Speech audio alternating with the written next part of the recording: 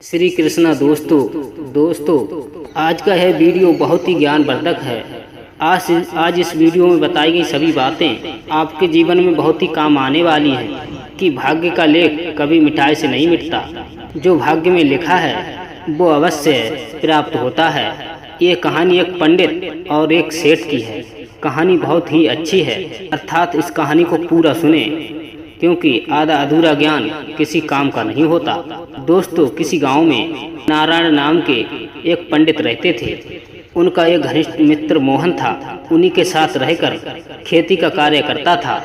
तभी नारायण पंडित बहुत ही धर्मात्मा व्यक्ति थे। उन्हें भगवान पर बहुत ही अधिक विश्वास था, जबकि मोहन को भगवान पर जरा भी भरोसा नहीं था और वो ना ही पूजा पाठ करता था। एक दिन तभी दोनों मित्रों में भाग्य को लेकर बहस शुरू हो गई। तभी नारायण पंडित कहने लगे कि भगवान ने जो हमारे भाग्य में लिखा है और जो हमें देना चाहते हैं वो तो हमें मिलकर रहेगा। ईश्वर ही सबसे बड़े दाता हैं। मनुष्य इंसान कुछ नहीं देता। मनुष्य तो केवल भगवान आया हुआ इंसान है।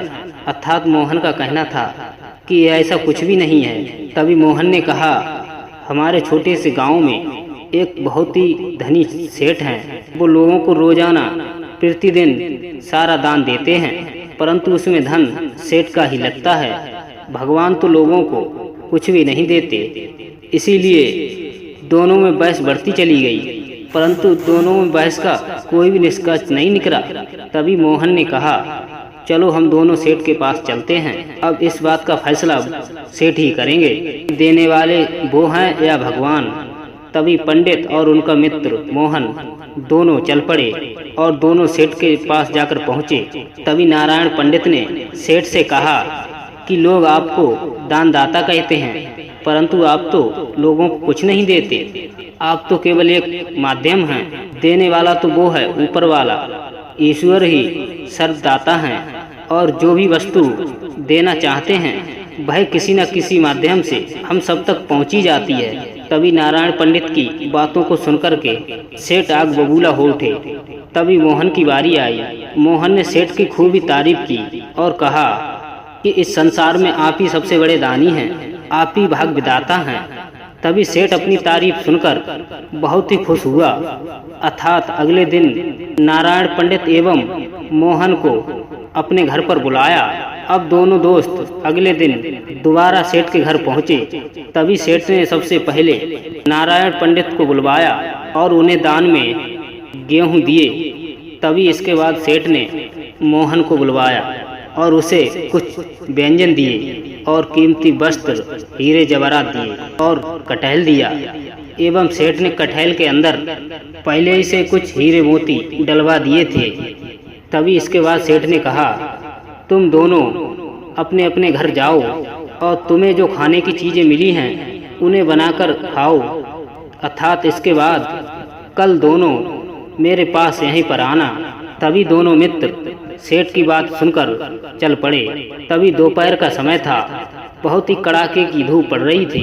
तभी दोनों मित्र चलते चलते थक चुके थे। तभी मोहन ने कहा, हे मित्र नारायण, थोड़ा सा विश्राम कर लो, मैं बहुत थक चुका हूँ। इसके बाद घर की ओर चलेंगे। तभी वो दोनों एक वृक्ष के नीचे बैठकर आराम करने लगे।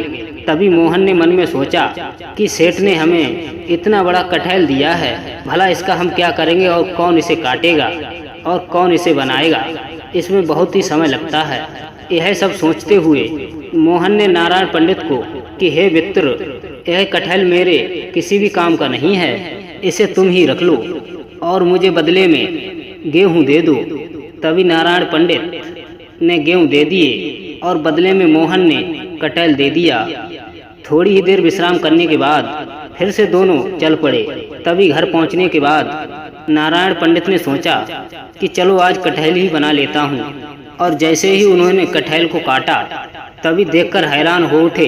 उन्होंने उसमें देखा कटहल के अंदर तो हीरे जवाहरात भरे हैं। तभी नारायण पंडित ने कटहल से निकाली सभी स्वर्ण मुद्रिकाएं एक कपड़े में लपेटकर रख दी और मन में विचार करने लगे कि ये सब स्वर्ण मुद्राएं हमारे भाग्य में थी। अगर ये स्वर्ण मुद्राएं हमारे भाग्य में ना होती तो मोहन को मिलती।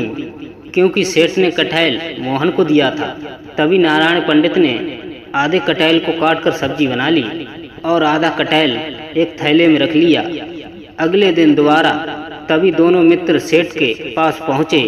सेठ ने नारायण पंडित को बुलवाया और कहा, अब तो तुम्हें विश्वास ही हो गया होगा कि देने वाला मैं या भगवान, इसीलिए भगवान किसी को कुछ नहीं देता। तभी नारायण पंडित ने अपने थैले से कटहल का आधा भाग निकालते हुए सेठ से कहा कि सेठ जी, कि देने वाले तो भगवान ही हैं, आप तो केवल एक इंसान हैं। सेठ जी भी नारायण पंडित के हाथ में कटहल देखकर सब कुछ समझ गए कि नारायण पंडित सत्य ही कह रहे थे कि ईश्वर ने जिसके भाग्य में जो लिखा है वो सब चीजें उस तक पहुंची जाती हैं। मैंने तो स्वर्ण मुद्राएं कटहल में रखकर मोहन को दी थी, अर्थात वो सभी मुद्राएं नारायण तक पहुंच गईं। इसका मतलब तो यही हुआ कि स्वर्ण मुद्राएं मोहन के भाग्य में नहीं थी, अर्थात कटहल को नारायण पंडित को ना देता। तो दोस्तों, इस कहानी से पता चलता है कि ईश्वर ही सर्वदाता है। ईश्वर जिसके भाग्य में जो लिख देता है बस उसी को वो ही प्राप्त होता है। तो दोस्तों, कैसी लगी आज की हमारी ये कहानी, कमेंट करके हमें अवश्य बताएं। जय श्री कृष्णा, राधे राधे।